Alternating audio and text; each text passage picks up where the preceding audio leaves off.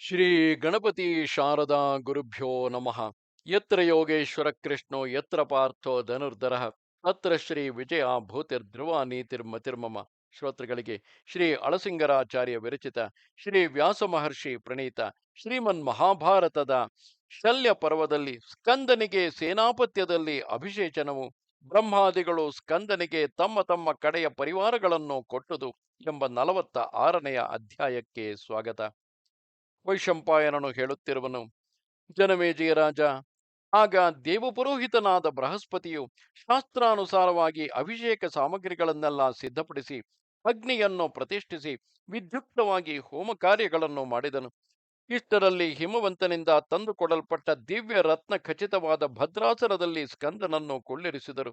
ಸಮಸ್ತ ಮಂಗಳ ದ್ರವ್ಯಗಳೊಡನೆ ಮಂತ್ರಪುರಸ್ಸರವಾಗಿ ಸಿದ್ಧಗೊಳಿಸಲ್ಪಟ್ಟ ಅಭಿಷೇಚನ ದ್ರವ್ಯಗಳನ್ನು ಹಿಡಿದು ದೇವತಾ ಗಣಗಳೆಲ್ಲರೂ ಸಿದ್ಧರಾದರು.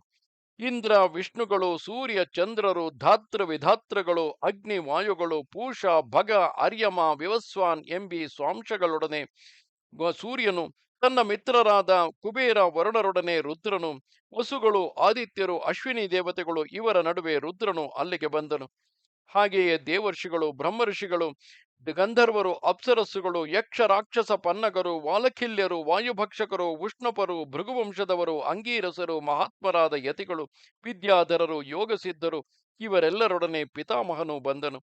ಪುಲಸ್ತ್ಯನು, ಪುಲಹನು, ಅಂಗೀರಸ್ಸು, ಅತ್ರಿ, ಕಶ್ಯಪ, ಮರೀಚಿಗಳು, ಭೃಗುವು, ಋತು, ಹರಿ, ಪ್ರಚೇತಸ್ಸು, ಮನು, ದಕ್ಷನು, ಷಡ್ ಋತುಗಳು, ಗ್ರಹಗಳು, ನಕ್ಷತ್ರಗಳು, ಆಕೃತಿ ಸಹಿತಗಳಾದ ಸಪ್ತ ನದಿಗಳು, ಸಪ್ತ ಸಮುದ್ರಗಳು, ಬೇರೆ ಬೇರೆ ತೀರ್ಥಗಳು, ಮಡುಗಳು, 4 ವೇದಗಳು ಎಲ್ಲವೂ ಅಲ್ಲಿ ಬಂದು ನೆರೆದವು. ಭೂಮ್ಯಾಕಾಶಗಳು, ದಿಕ್ಕುಗಳು, ವೃಕ್ಷ ಜಾತಿಗಳು ಅಲ್ಲಿ ಕಾಣಿಸಿದವು. ದೇವಮಾತೆಯಾದ ಅದಿತಿ, ಶ್ರೀ, ಶ್ರೀ, ಸ್ವಾಹೆ, ಸರಸ್ವತಿ, ಉಮೆ, ಶಚಿ, ಚಂದ್ರನು ಕಾಣಿಸತಕ್ಕ ಮತ್ತು ಚಂದ್ರನು ಕಾಣಿಸದಿರುವ ಅಮಾವಾಸ್ಯೆಯ ರಾತ್ರಿಗಳು, ಅಂದರೆ ಸಿನಿಮಾಲಿ ಮತ್ತು ಕುಹು, ಅನುಮತಿ, ರಾಕೆ, ಧಿಷಣೆ, ಇನ್ನು ಇತರ ದೇವಪತ್ನಿಯರು, ಹಿಮಾಲಯ, ವಿಂಧ್ಯ, ಅನೇಕ ಶಿಖರಗಳುಳ್ಳ ಮೇರು, ತನ್ನ ಪರಿವಾರಗಳೊಡನೆ ಕೂಡಿದ ಐರಾವತ, ಕಲೆ, ಕಾಷ್ಠೆ, ಮಾಸ, ಪಕ್ಷ, ಋತು, ಹಗಲು, ರಾತ್ರಿ ಮುಂತಾದ ಕಾಲ ವಿಭಾಗಗಳು, ಉಚ್ಚೈಶ್ರವಸ್ಸು, ವಾಸುಕಿ, ಅರುಣ, ಗರುಡರು, ಔಷಧಿಗಳೊಡನೆ ಸಮಸ್ತ ವೃಕ್ಷಗಳು ಎಲ್ಲವೂ ಬಂದವು. ಧರ್ಮದೇವನು ಬಂದನು. ಕಾಲನು, ಯಮನು, ಮೃತ್ಯುವು, ಯಮನ ಇತರ ಅನುಚರರು ಬಂದರು. ಓ ಜನಮೇಜಯ ರಾಜ, ಅಲ್ಲಿ ಬಂದು ನೆರೆದ ದೇವತೆಗಳ ಸಂಖ್ಯೆಯನ್ನು ಎಣಿಸುವುದಕ್ಕೆ ಸಾಧ್ಯವಿಲ್ಲ. ಕುಮಾರಸ್ವಾಮಿಯ ಅಭಿಷೇಕಕ್ಕಾಗಿ ಎಲ್ಲರೂ ಸೇರಿದ ಮೇಲೆ ಆ ದೇವತೆಗಳೆಲ್ಲರೂ ಅಭಿಷೇಕದ ತೀರ್ಥ ಕಲಶಗಳನ್ನು, ಮಂಗಳ ದ್ರವ್ಯಗಳನ್ನು ನಾನಾ ಕಡೆಯಿಂದ ಸಂಗ್ರಹಿಸಿ ತಂದರು. ದಿವ್ಯ ಸಂಭಾರಗಳಿಂದ ಕೂಡಿದ ಸುವರ್ಣ ಕಲಶಗಳಿಂದ ಸರಸ್ವತಿ ನದಿಯ ಪುಣ್ಯತೀರ್ಥವನ್ನು ತುಂಬಿಕೊಂಡು ಆ ಕುಮಾರನಿಗೆ ದೇವಸೇನಾಧಿಪತ್ಯದಲ್ಲಿ ಅಭಿಷೇಕವನ್ನು ನಡೆಸಿದರು. ಹೀಗೆ ವರುಣನನ್ನು ಜಲೇಶ್ವರನನ್ನಾಗಿ ಅಭಿಷೇಕಿಸಿದಂತೆ ಲೋಕಪಿತಾಮಹನಾದ ಬ್ರಹ್ಮನು, ಮಹಾತೇಜಸ್ವಿಯಾದ ಕಶ್ಯಪನು, ಲೋಕಪ್ರಸಿದ್ಧನಾದ ಇತರ ಮಹರ್ಷಿಗಳು ಆ ಅಭಿಷೇಕ ಕಾರ್ಯವನ್ನು ನಡೆಸಿದರು. ಆಗ ಬ್ರಹ್ಮನು, ಮಹಾಬಲಾಢ್ಯರು, ವಾಯುವಿನಂತೆ ವೇಗವುಳ್ಳವರು, ಇಷ್ಟ ಬಂದಂತೆ ಪರಾಕ್ರಮವನ್ನು ತೋರಿಸಬಲ್ಲವರು, ಸಿದ್ಧಿ ಪಡೆದವರು ಆದ 4 ಮಂದಿ ಪಾರ್ಷದರನ್ನು ಷಣ್ಮುಖನಿಗೆ ಅನುಚರರನ್ನಾಗಿ ಕೊಟ್ಟನು. ಆ ಪಾರ್ಷದರಿಗೆ ನಂದಿಸೇನ, ಲೋಹಿತಾಕ್ಷ, ಘಂಟಾಕರ್ಣ, ಕುಮುದಮಾಲಿ ಎಂದು ಹೆಸರು. ಆಗ ಮಹಾ ತೇಜಸ್ವಿಯಾದ ಸ್ಥಾಣುವು, ಅನೇಕ ಮಾಯೆಗಳನ್ನು ಬಲ್ಲವನು, ಕಾಮ ವೀರ್ಯ ಬಲಗಳಿಂದ ಕೂಡಿದವನು, ದೇವ ಶತ್ರುಗಳನ್ನೆಲ್ಲ ನಾಶ ಮಾಡಬಲ್ಲವನು ಆದ ಕಾಮನನ್ನು ಷಣ್ಮುಖನಿಗೆ ಪಾರ್ಷದನನ್ನಾಗಿ ನಿಯಮಿಸಿದನು. ಓ ರಾಜೇಂದ್ರ, ಈ ಕಾಮನು ದೇವದಾನವ ಯುದ್ಧದಲ್ಲಿ 14 ಲಕ್ಷ ದೈತ್ಯರನ್ನು ತನ್ನ 2 ತೋಳುಗಳಿಂದಲೇ ಧ್ವಂಸ ಮಾಡಿದನು. ಹಾಗೆಯೇ ಆ ಅಭಿಷೇಕ ಕಾಲದಲ್ಲಿ ದೇವತೆಗಳು ಷಣ್ಮುಖನಿಗೆ ದುರ್ಜಯವಾದ ನಾನಾ ಆಕಾರವುಳ್ಳ ದೊಡ್ಡ ರಾಕ್ಷಸ ಸೈನ್ಯವನ್ನು ಸಹಾಯಕ್ಕಾಗಿ ಕೊಟ್ಟರು. ಆಗ ಇಂದ್ರನೊಡಗೂಡಿ ಗಂಧರ್ವ, ಯಕ್ಷ, ರಾಕ್ಷಸರು, ಮಹರ್ಷಿಗಳು, ಪಿತೃಗಳು ಜಯಶಕ್ತಗಳನ್ನು ಮಾಡಿದರು. ಯಮನು ಉನ್ಮಾದ, ಪ್ರಮಾದರೆಂಬ ಮಹಾವೀರ್ಯವುಳ್ಳ 2 ಅನುಚರರನ್ನು ಅವನಿಗೆ ಕೊಟ್ಟನು. ಸೂರ್ಯನು ತನ್ನ ಅನುಚರರಾದ ಸುಭ್ರಾಜ, ಭಾಸ್ವರರೆಂಬಿಬ್ಬರನ್ನು ಆ ಸ್ಕಂದನಿಗಾಗಿ ಕೊಟ್ಟನು. ಚಂದ್ರನು ಕೈಲಾಸ ಶಿಖರದಂತೆ ಆಕಾರವುಳ್ಳವರಾಗಿ ಬಿಳಿ ಗಂಧ ಪುಷ್ಪಗಳಿಂದ ಅಲಂಕೃತರಾದ ಮಣಿ, ಸುಮಣಿಗಳೆಂಬ ತನ್ನ ಅನುಚರರಿಬ್ಬರನ್ನು ಅವನಿಗೆ ಕೊಟ್ಟನು. ಅಗ್ನಿಯು ಜ್ವಾಲ, ಜಿಹ್ಮ ಜ್ಯೋತಿಗಳೆಂಬ ತನ್ನ ಅನುಚರರಿಬ್ಬರನ್ನು ಆ ಷಣ್ಮುಖನಿಗೆ ಕೊಟ್ಟನು. ಆಗ ಸ್ಕಂದನಿಗೆ ಅಂಶನೆಂಬ ದೇವತೆಯು ಪರಿಘ, ವಟ, ಭೀಮ, ದಹತಿ, ದಹನರೆಂಬ 5 ಮಂದಿ ಅನುಚರರನ್ನು ಕೊಟ್ಟನು. ಇಂದ್ರನು ಉತ್ಕ್ರೋಶ, ಸತ್ಕರ, ವಜ್ರ, ದಂಡಧರರೆಂಬ 4 ಮಂದಿ ಅನುಚರರನ್ನು ಕೊಟ್ಟನು. ಓ ರಾಜೇಂದ್ರ, ಆ ವಜ್ರ ದಂಡಧರರೆಂಬುವರಿಬ್ಬರು ಯುದ್ಧದಲ್ಲಿ ದೇವೇಂದ್ರನ ಬಹುಮಂದಿ ಶತ್ರುಗಳನ್ನು ಕೊಂದವರು. ಆಮೇಲೆ ವಿಷ್ಣುವು ಸ್ಕಂದನಿಗಾಗಿ ಚಕ್ರ, ವಿಕ್ರಮ, ಸಂಕ್ರಮರೆಂಬ 3 ಮಂದಿ ಅನುಚರರನ್ನು ಕೊಟ್ಟನು. ದೇವವೈದ್ಯರಾದ ಅಶ್ವಿನಿ ದೇವತೆಗಳಿಬ್ಬರು, ಸರ್ವವಿದ್ಯಾ ವಿಶಾರದರಾದ ವರ್ಧನ, ನಂದನರೆಂಬ 2 ಅನುಚರರನ್ನು ಸ್ಕಂದನಿಗಾಗಿ ಕೊಟ್ಟರು. ಆಮೇಲೆ ಧಾತನು ಕುಂದ, ಕುಸುಮ, ಕುಮುದ, ಡಂಬರಾಡಂಬರವೆಂಬ 5 ಮಂದಿ ಅನುಚರರನ್ನು ಕೊಟ್ಟನು. ಆಮೇಲೆ ತ್ವಷ್ಟೃನು ಆಡಿನಂತೆ ಮುಖವುಳ್ಳವರು, ಮಾಯಾವಿಗಳು, ಬಲಾಢ್ಯರು ಆದ ವಕ್ರಾನುವಕ್ರರೆಂಬ 2 ಅನುಚರರನ್ನು ಕೊಟ್ಟನು. ಮಿತ್ರನು ತಪಸ್ಸಿನಲ್ಲಿಯೂ ವಿದ್ಯೆಯಲ್ಲಿಯೂ ನಿಪುಣರಾದ ಸುವೃತ, ಸತ್ಯಸಂಧರೆಂಬ 2 ಅನುಚರರನ್ನು ಕೊಟ್ಟನು. ಇವರಿಬ್ಬರು 3 ಲೋಕಗಳಲ್ಲಿಯೂ ಪ್ರಸಿದ್ಧವಾದ ರೂಪ ಸಂಪತ್ತುಳ್ಳವರು, ವರಪ್ರದರು. ವಿಧಾತನು ಸುವೃತ, ಶುಭಕರ್ಮರೆಂಬ 2 ಅನುಚರರನ್ನು ಕೊಟ್ಟನು. ಕೂಶನು ಮಹಾಮಾಯಾವಿಗಳಾದ ಪಾಣಿತಕ, ಕಾಳಿಂಗಕರೆಂಬ ಅನುಚರರಿಬ್ಬರನ್ನು ಷಣ್ಮುಖನಿಗೆ ಪಾರ್ಷದರನ್ನಾಗಿ ಕೊಟ್ಟನು. ವಾಯುವು ದೊಡ್ಡ ಮುಖವುಳ್ಳವರು, ಮಹಾಬಲಾಢ್ಯರು ಆದ ಬಲಾತಿಬಲರೆಂಬ 2 ಅನುಚರರನ್ನು ಕೊಟ್ಟನು. ವರುಣನು ತಿಮಿಂಗಿಲಗಳಂತೆ ಮುಖವುಳ್ಳ ಯಯಾತಿಯಮರೆಂಬ 2 ಪಾರ್ಷದರನ್ನು ಕೊಟ್ಟನು. ಹಿಮವಂತನು ಸುವರ್ಚಸ್ಸು ಮತ್ತು ಅತಿವರ್ಚಸ್ಸುಗಳೆಂಬಿ ಅನುಚರರಿಬ್ಬರನ್ನು ಕೊಟ್ಟನು. ಮೇರುವು ಕಾಂಚನ ಮೇಘಮಾಲಿಗಳೆಂಬ 2 ಮತ್ತು ಸ್ಥಿರ ಅತಿಸ್ಥಿರರೆಂಬ ಬೇರೆ 2 ಅಗ್ನಿಪುತ್ರನಾದ ಸ್ಕಂದನಿಗೆ ಪಾರ್ಷದರನ್ನಾಗಿ ಕೊಟ್ಟನು. ವಿಂಧ್ಯ ಪರ್ವತವು ಉಚ್ಛೃಂಗ, ಅತಿಶೃಂಗರೆಂಬ 2 ಅನುಚರರನ್ನು ಒಪ್ಪಿಸಿದನು. ಇವರಿಬ್ಬರು ದೊಡ್ಡ ಕಲ್ಲುಗಳಿಂದ ಯುದ್ಧ ಮಾಡತಕ್ಕವರು. ಸಮುದ್ರನು ಗದಾಧಾರಿಗಳಾದ ಸಂಗ್ರಹ, ವಿಗ್ರಹರೆಂಬ 2 ಅನುಚರರನ್ನು ಕೊಟ್ಟನು. ಪಾರ್ವತೀ ದೇವಿಯು ಉನ್ಮಾದ, ಶಂಕುಕರ್ಣ, ಪುಷ್ಪದಂತರೆಂಬ ಮೂವರನ್ನು ಕೊಟ್ಟಳು. ಗಂಗೆಯು ಜಯ, ಮಹಾಜಯರೆಂಬುವರಿಬ್ಬರನ್ನು ಕೊಟ್ಟಳು. ಸರ್ಪರಾಜನಾದ ವಾಸುಕಿಯು ತನ್ನ ಕಡೆಯ ಅನುಚರರನ್ನು ಕೊಟ್ಟನು. ರಾಜ, ಹೀಗೆ ಸ್ಕಂದನ ಪಟ್ಟಾಭಿಷೇಕ ಕಾಲದಲ್ಲಿ ಸಿದ್ಧರು, ಸಾಧ್ಯರು, ವಸುಗಳು, ರುದ್ರರು, ಪಿತೃಗಳು, ಸಮುದ್ರ, ಪರ್ವತ, ನದಿಗಳು, ತಮ್ಮ ತಮ್ಮ ಕಡೆಯಿಂದ ಆಯುಧಧಾರಿಗಳು, ಸೇನಾಪತ್ಯದಲ್ಲಿ ಸಮರ್ಥರು ಆದ ಅನೇಕ ಪಾರ್ಷದರನ್ನು ಉಡುಗೊರೆಗಳನ್ನಾಗಿ ತಂದೊಪ್ಪಿಸಿದರು. ಅವರವರಿಂದ ಇನ್ನೂ ಎಷ್ಟೋ ಮಂದಿ ಪಾರ್ಷದರು ಕೊಡಲ್ಪಟ್ಟರು. ಎಲ್ಲರೂ ಉತ್ತಮಾಯುಧಗಳನ್ನು ಧರಿಸಿದವರು. ಆ ಸ್ಕಂದನಲ್ಲಿದ್ದ ಸೈನಿಕರ ಹೆಸರುಗಳನ್ನು ತಿಳಿಸುವೆನು ಕೇಳು.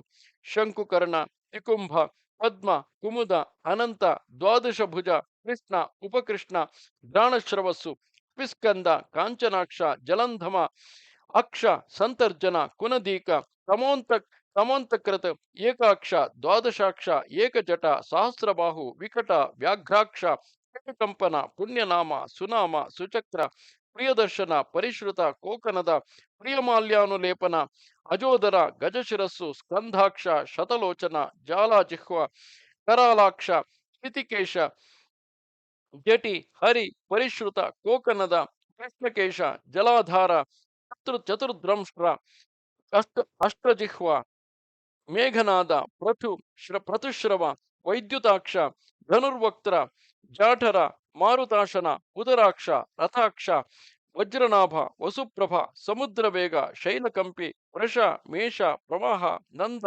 ಉಪನಂದ, ಧೂಮ್ರ, ಶ್ವೇತ, ಕಳಿಂಗ, ಸಿದ್ಧಾರ್ಥ, ವರದ, ಪ್ರಿಯಕ, ಗೋನಂದ, ಆನಂದ, ಪ್ರಮೋದ, ಸ್ವಸ್ತಿಕ, ಧ್ರುವಕ, ಹೇಮವಾಹ, ಸುವಾಹ, ಸಿದ್ಧಪಾತ್ರ, ಗೋವ್ರಜ, ಕನಕಪೀಡ, ಗಾಯನ, ಹಸನ, ಬಾಣ, ಖಡ್ಗ, ವೈತಾಳಿ, ಗತಿತಾಳಿ, ಕಥಕ, ವಾದಿಕ, ಹಂಸಜ, ಪಂಕದಿಗ್ಭಾಂಗ, ಸಮುದ್ರೋನ್ಮಾದನ, ರಣೋತ್ಕಟ, ಪ್ರಹಾಸ, ಶ್ವೇತಸಿದ್ಧ, ನಂದನ, ಕಾಲಕಂಠ, ಪ್ರಭಾಸ, ಕುಂಭಾಂಡಕೋದರ, ಕಾಲಕಕ್ಷ, ಸಿತ, ಭೂತಮಥನಕ, ಯಜ್ಞವಾಹ, ಸುವಾಹ, ದೇವಯಾಜಿ, ಸೋಮಪ, ಮಜ್ಜಾನ, ಕ್ರಾಥ, ತುಹಾರ, ಚಿತ್ರದೇವ, ಮಧುರ, ಸುಪ್ರಸಾದ, ಕಿರೀಟ, ವತ್ಸಲ, ಮಧುವರ್ಣ, ಕಲಶೋದರ, ಧರ್ಮದ, ಮನ್ಮಥಕರ, ಸೂಚಿವಕ್ತ್ರ, ಶ್ವೇತವಕ್ತ್ರ, ಸುವಕ್ತ್ರ, ಚಾರುವಕ್ತ್ರ, ಪಾಂಡುರ, ದಂಡಬಾಹು, ಸುಬಾಹು, ಕೋಕಿಲಕ, ರಜಸ್ಸು, ಅಚಲ, ಕನಕಾಕ್ಷ, ಬಾಲಪ್ರಭು,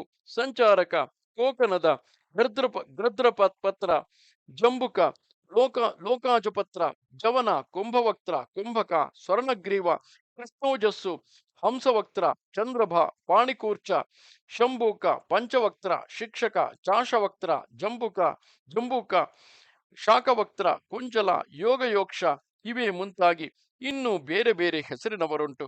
ಓ ರಾಜೇಂದ್ರ, ಇವರೆಲ್ಲರೂ ಮಹಾ ಬಲವುಳ್ಳವರು, ಯಾವಾಗಲೂ ಬ್ರಾಹ್ಮಣ ಪ್ರಿಯರು, ಬ್ರಹ್ಮದೇವನಿಗೆ ಸಂಬಂಧಪಟ್ಟವರು, ಮಹಾ ಬುದ್ಧಿವಂತರು, ಮಹಾ ಸಭೆಯಲ್ಲಿ ಸೇರಿದವರು. ಅವರಲ್ಲಿ ಯುವಕರು, ಬಾಲರು, ವೃದ್ಧರು ಸೇರಿರುವರು. ಹೀಗೆ ಸಾವಿರಾರು ಪಾರ್ಷದರು ಅಭಿಷೇಕ ಕಾಲದಲ್ಲಿ ಕುಮಾರನನ್ನು ಸೇವಿಸುತ್ತಿದ್ದರು.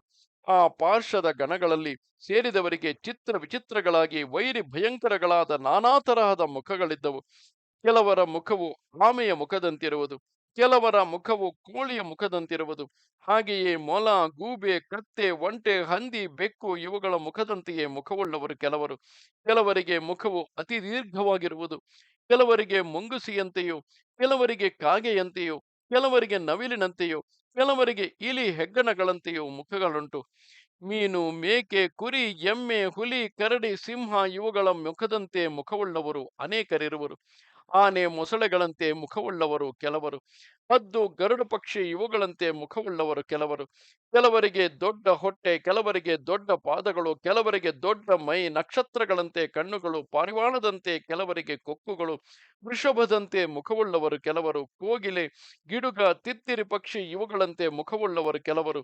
ಹಾವಿನಂತೆ ಮುಖವುಳ್ಳವರು ಕೆಲವರು. ಕೆಲವರ ಮುಖವು ಶೂಲಾಕಾರದಲ್ಲಿರುವುದು, ಕೆಲವರಿಗೆ ಅತಿ ಭಯಂಕರವಾದ ಮೂತಿ, ಕೆಲವರು ಮಂಗಳಕರವಾದ ಸೌಮ್ಯ ಮುಖವುಳ್ಳವರು, ಕೆಲವರು ಶುಭ್ರವಾದ ಬಟ್ಟೆಯನ್ನುಟ್ಟಿರುವರು, ಕೆಲವರಿಗೆ ಹಲ್ಲಿನಲ್ಲಿ ವಿಷವಿರುವುದು, ಕೆಲವರು ನಾರುಬಟ್ಟೆಯನ್ನುಟ್ಟಿರುವರು, ಕೆಲವರಿಗೆ ಮೂಗೆ ಬಾಯಿ, ಉಬ್ಬಿದ ಹೊಟ್ಟೆಯುಳ್ಳ ಕೆಲವರು, ತೆಳುವಾದ ಹೊಟ್ಟೆಯುಳ್ಳವರು ಕೆಲವರು, ಕೆಲವರಿಗೆ ದೊಡ್ಡ ಮೈ, ಕೆಲವರಿಗೆ ಕೃಶವಾದ ಮೈ, ಕೆಲವರಿಗೆ ಕುಗ್ಗಿದ ಕೊರಲು, ದೊಡ್ಡ ಕಿವಿಗಳು, ನಾನಾ ತರದ ಸರ್ಪಗಳೇ ಕೆಲವರ ಆಭರಣಗಳು, ಕೆಲವರು ಗಜಚರ್ಮವನ್ನು, ಕೆಲವರು ಕೃಷ್ಣಾಜಿನವನ್ನು ಹುಟ್ಟಿರುವರು, ಕೆಲವರಿಗೆ ಹೆಗಲಿನಲ್ಲಿ ಬಾಯಿ, ಕೆಲವರಿಗೆ ಹೊಟ್ಟೆಯಲ್ಲಿ ಬಾಯಿ, ಹಾಗೆಯೇ ಕೆಲವರಿಗೆ ಬೆನ್ನಿನಲ್ಲಿಯೂ, ಕೆಲವರಿಗೆ ದವಡೆಯಲ್ಲಿಯೂ, ಕೆಲವರಿಗೆ ಮೊಣಕಾಲಿನಲ್ಲಿಯೂ, ಕೆಲವರಿಗೆ ಪಾರ್ಶ್ವಗಳಲ್ಲಿಯೂ ಬಾಯಿಗಳುಂಟು.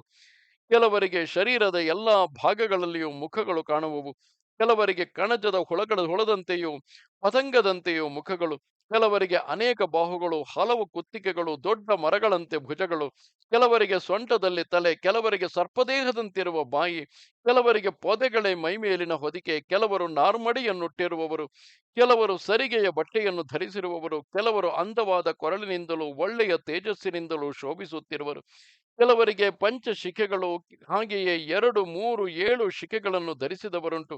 ಕೆಲವರಿಗೆ ಚಿನ್ನದ ಸರಿಗೆಯಂತೆ ಕೂದಲು, ತಲೆಯಲ್ಲಿ ಕೂದಲೇ ಇಲ್ಲದವರು ಕೆಲವರು. ಜಡೆಯನ್ನು ಬೆಳೆಸಿದವರು ಕೆಲವರು, ಕೆಲವರು ವಿಚಿತ್ರ ಮಾಲಿಕೆಯನ್ನು ಧರಿಸಿರುವರು, ಕೆಲವರಿಗೆ ಮುಖವೆಲ್ಲ ಕೂದಲು. ದೇವತೆಗಳಿಗೂ ದುರ್ಜಯರಾಗಿ ಯುದ್ಧದಲ್ಲಿಯೇ ಆಸೆಯುಳ್ಳವರು ಕೆಲವರು. ಕೆಲವರ ಬಣ್ಣವು ಕಪ್ಪು, ಮಾಂಸವೇ ಇಲ್ಲದ ಮುಖವುಳ್ಳವರು ಕೆಲವರು. ಕೆಲವರಿಗೆ ಉದ್ದವಾದ ಬೆನ್ನು, ಕೆಲವರಿಗೆ ದೊಡ್ಡ ಬೆನ್ನು, ಕೆಲವರಿಗೆ ಜೋಲುವ ಹೊಟ್ಟೆ, ಕೆಲವರ ಹೊಟ್ಟೆಯು ಕಾಣದಷ್ಟು ಸೂಕ್ಷ್ಮವಾಗಿರುವುದು, ಕೆಲವರ ಭುಜವು ಉದ್ದವಾಗಿಯೂ, ಕೆಲವರದು ಕುರುಚಾಗಿಯೂ ಇರುವುದು, ಕೆಲವರು ಕುಳ್ಳರು, ಕೆಲವರು ಗುಜ್ಜಾರಿಗಳು, ಕೆಲವರು ಕುರುಚುಗಾಲಿನವರು. ಆನೆಯಂತೆ ಕಿವಿಯು, ಕತ್ತು, ಮೂಗು ಉಳ್ಳವರು ಕೆಲವರು. ಆಮೆಯಂತೆಯೂ ತೋಳಿನಂತೆಯೂ ಮೂಗುಳ್ಳವರು ಕೆಲವರು. ಕೆಲವರಿಗೆ ಕೋಲಿನಂತೆ ಉದ್ದವಾದ ಮಂಡಿ, ದೀರ್ಘ ಶ್ವಾಸವುಳ್ಳವರು ಕೆಲವರು. ಕೆಲವರು ನೆಲವನ್ನೇ ನೋಡುವಂತೆ ಅಧೋಮುಖವುಳ್ಳವರು. ಕೆಲವರಿಗೆ ದೊಡ್ಡ ಕೋರೆಗಳು, ಕೆಲವರಿಗೆ ಸಣ್ಣ ಕೋರೆಗಳು. 4 ಕೋರೆ ಹಲ್ಲುಗಳುಳ್ಳವರು ಕೆಲವರು. ಐರಾವತದಂತೆ ಕಾಣುವವರು ಕೆಲವರು. ಭಯಂಕರವಾದ ರೂಪವುಳ್ಳವರು ಕೆಲವರು. ಒಳ್ಳೆ ತೇಜೋವಂತರಾಗಿ ಅಲಂಕೃತರಾಗಿ ಸ್ಪಷ್ಟವಾದ ಅವಯವ ವಿಭಾಗವುಳ್ಳವರು ಕೆಲವರು. ಕೆಲವರಿಗೆ ಪಿಂಗಳ ದೃಷ್ಟಿ, ತಂಪಾದ ಮೂಗು, ಶಂಕುವಿನಂತೆ ಕಿವಿ, ದಪ್ಪ ತುಟಿ, ಹಸುರಾದ ಕೂದಲು. ಹೀಗೆಲ್ಲ ನಾನಾ ತರದ ರೂಪಗಳಿಂದಲೂ ನಾನಾ ತರದ ಅವಯವಗಳಿಂದಲೂ ಅನೇಕರು ಕಾಣಿಸುತ್ತಿದ್ದರು. ಕಾಲು, ತುಟಿ, ಹಲ್ಲು, ಕೈ, ಕೊರಲು, ಮೈತೊಗಲು, ಆಡುವ ಭಾಷೆ ಇವೆಲ್ಲವೂ ಅನೇಕರಿಗೆ ಅನೇಕ ವಿಧವಾಗಿರುವವು. ದೇಶ ಭಾಷೆಗಳಲ್ಲಿ ಒಬ್ಬರಿಗೊಬ್ಬರು ಚಮತ್ಕಾರವಾಗಿ ಮಾತಾಡುತ್ತಿದ್ದರು. ಇಂತಹ ಮಹಾಪಾರ್ಶ್ವದ ಗಣಗಳು ಸಂತೋಷದಿಂದ ಆ ಸ್ಕಂದನ ಸುತ್ತಲೂ ನೆರೆದಿದ್ದರು. ಪಿಂಗಳ ನೇತ್ರಗಳು, ಉದ್ದವಾದ ಕೊರಲು, ಉದ್ದವಾದ ಉಗುರುಗಳು, ಕಪ್ಪಾದ ಕತ್ತು, ಜೋಲುವ ಕಿವಿ ಇಂತಹ ಆಕಾರಗಳಿಂದ ಅಲ್ಲಲ್ಲಿ ಕೆಲವರು ಕಾಣಿಸುತ್ತಿದ್ದರು. ಕೆಲವರು ಅಂಜನ ಪರ್ವತದಂತೆ ಕಪ್ಪು ಕಾಂತಿಯುಳ್ಳವರು, ಕೆಲವರು ಬಿಳಿಯ ಕಣ್ಣುಳ್ಳವರು, ಕೆಂಪಾದ ಕತ್ತುಳ್ಳವರು ಕೆಲವರು, ವಿಚಿತ್ರ ವರ್ಣವುಳ್ಳವರು ಕೆಲವರು, ಕಾಮರದಂತೆ ಬಿಳುಪಾದವರು ಕೆಲವರು, ಬೆಳರ್ಗೆಂಪು ಬಣ್ಣದವರು ಕೆಲವರು, ನವಿಲಿನಂತೆ ಬಣ್ಣವುಳ್ಳವರು ಕೆಲವರು. ಹೀಗೆ ನಾನಾ ವರ್ಣಗಳಿಂದ ಶೋಭಿಸುತ್ತಿದ್ದರು.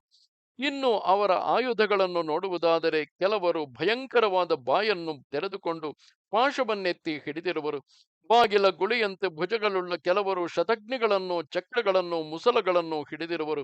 ಹಾಗೆಯೇ ಕೆಲವರು ಕತ್ತಿ, ಗದೆ, ಭುಸುಂಡಿ, ತೋಮರ, ಮುದ್ಗರ, ದಂಡ ಮೊದಲಾದ ವಿವಿಧ ಆಯುಧಗಳನ್ನು ಹಿಡಿದಿರುವರು. ಇವರೆಲ್ಲರೂ ಮಹಾವೇಗವುಳ್ಳವರು, ಮಹಾಬಲಾಢ್ಯರು. ಇಂತಹ ಪಾರ್ಶ್ವದ ಗಣಗಳೆಲ್ಲ ಆ ಸ್ಕಂದನ ಅಭಿಷೇಕವನ್ನು ಸಂತೋಷದಿಂದ ನಿಂತು ನೋಡುತ್ತಿದ್ದರು. ಕೆಲವರು ಮೈಗೆಲ್ಲ ಗಂಟೆಗಳನ್ನು ಬಿಗಿ ಕಟ್ಟಿಕೊಂಡು ಸಂತೋಷದಿಂದ ನರ್ತಿಸುತ್ತಿದ್ದರು. ಭೂಮಿಯಲ್ಲಿಯೂ ಆಕಾಶದಲ್ಲಿಯೂ ಸ್ವರ್ಗದಲ್ಲಿಯೂ ಅಂತರಿಕ್ಷದಲ್ಲಿಯೂ ಇದ್ದ ಸಮಸ್ತ ಪ್ರಾಣಿಗಳು ಆ ಷಣ್ಮುಖನನ್ನು ಸ್ತುತಿಸುತ್ತಿದ್ದರು. ದೇವತೆಗಳಿಂದ ನಿಯಮಿಸಲ್ಪಟ್ಟ ಅನೇಕ ಶೂರರು ಲಕ್ಷ ಕೋಟಿ ಸಂಖ್ಯೆಯಿಂದ ಆ ಸ್ಕಂದನ ಅಭಿಷೇಕ ಕಾಲದಲ್ಲಿ ಅವನ ಸುತ್ತಲೂ ನೆರೆದಿದ್ದರು. ಇದು 46ನೆಯ ಅಧ್ಯಾಯವು. ನಮಸ್ತೆ ಶಾರದೆ ದೇವಿ, ಕಾಶ್ಮೀರ ಪುರವಾಸಿನಿ, ತ್ವಾಮಹಂ ಪ್ರಾರ್ಥೆಯೇ ನಿತ್ಯಂ, ವಿದ್ಯಾದಾನಂಚ ದೇಹಿಮೆ. ನಮಸ್ಕಾರ.